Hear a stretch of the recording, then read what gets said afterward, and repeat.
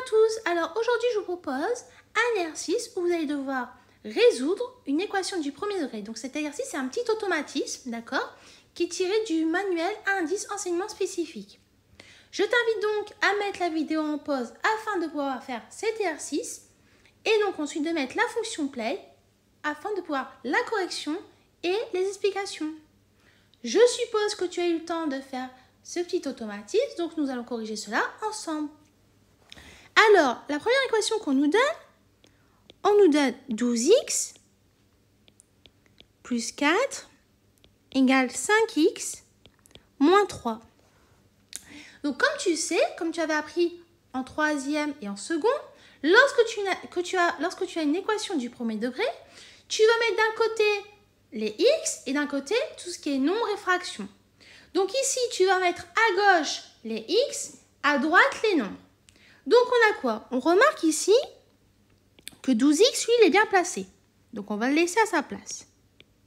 D'accord? On va réécrire en même temps les égales. On remarque quoi d'autre? On remarque que là, le 4, il n'est pas vraiment bien placé. Il faudrait qu'on le passe de l'autre côté.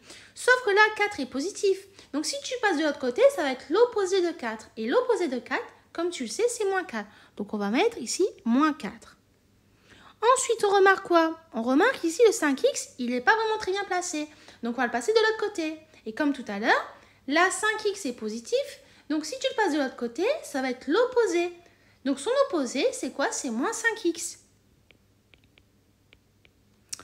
Ensuite, là, on voit quoi? On voit qu'on a moins 3. Et on voit que moins 3 est bien placé. Donc, on va recopier. Et on va pouvoir maintenant calculer dans chaque côté nos opérations, nos expressions. Donc, ce qui va nous donner quoi? Donc, ici, 12x moins 5x, eh bien, ça nous fait quoi? Ça nous fait 7x. Ensuite, moins 4 moins 3, ça nous donne moins 7. Or, nous, on cherche à résoudre cette équation. C'est-à-dire, on cherche à déterminer notre x. Donc, automatiquement, on va diviser chaque côté par 7. Donc, on va voir. Donc là, si tu veux, tu vas écrire 7x égale moins 7. Et tu dis chaque côté par 7. Si tu veux mieux comprendre pourquoi on dit chaque côté par 7, imagine, tu as 7 euros, d'accord? Et il y a 7 personnes. Combien aura chaque personne? Chacun aura 1 euro. Mais comment tu as fait? Tu as divisé, tu as fait 7 divisé par 7. Donc là, si tu veux, comme nous on cherche à avoir x, tu vas devoir diviser par 7, mais sauf que si tu le divises par 7 à gauche, tu dis aussi si par 7 à droite. Donc automatiquement, on arrive à x égale à moins 7 sur 7 qui va nous donner moins 1. Donc, s égale moins 1. Voilà. Allez, on va faire la question de l'exercice suivant. On a quoi? On a 7 moins 4x qui est égal à 8 moins 3x. Comme tout à l'heure, on va regrouper les x ensemble et les nombres ensemble. On va écrire le égal, comme ça on va pouvoir trier. On remarque quoi? On remarque ici que notre 7 n'est pas vraiment très bien placé. Nous, on souhaiterait qu'il soit à droite. Mais comme là, il est positif, et donc si tu le passes à droite, il va devenir négatif. Donc on va mettre moins 7. Ensuite, on remarque quoi d'autre? On remarque que moins 4x, lui, il est bien à sa place. Donc on va écrire moins 4x. D'accord?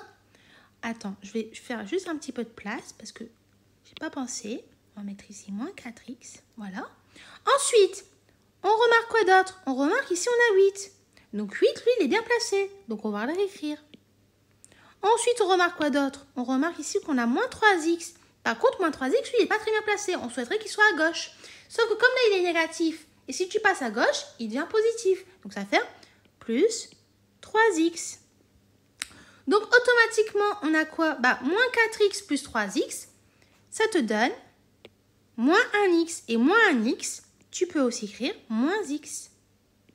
D'accord? Moins 7 plus 8, ça te donne 1. Et alors, nous, on ne cherche pas à avoir moins x, on cherche à avoir x. Donc, ça veut dire que tu vas diviser chaque côté par moins 1. D'accord? Et ça veut dire quoi? Ça veut dire que x est égal à moins 1.